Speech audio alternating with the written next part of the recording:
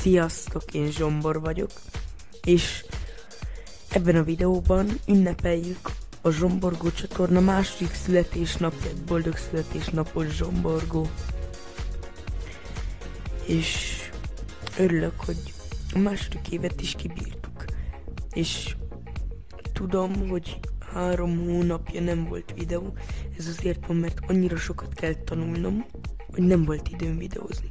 Jó, a Zsomfrájton is nagyon, de nagyon néha Ákos megfűzött, és nehezen igen mondva megcsináltam, de hát kicsit kevés kedvem volt hozzá.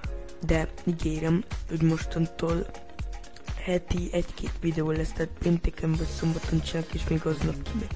Úgyhogy lesznek újra videók. Nem tűntem el, itt vagyok, és heti 1-2 videó lesz. Úgyhogy igen, és a hangomért elnézést kérek, de náthás vagyok, meg fáj a torkom. De ez nem álltott meg abban, hogy a Zsomfra születésnapját ne ünnepeljük meg, így közösen. És kijelentem, hogy a következő videó szerintem a Security Bridge folytatás lett, mert kapott 2 upgrade-et. Igen. És szerintem ennyit szerettem volna mondani. Pénteken vagy szombaton találkozunk, nem tudom, hogy ezen a szombaton meg pénteken vagy a jövőn. Ez majd kiderül.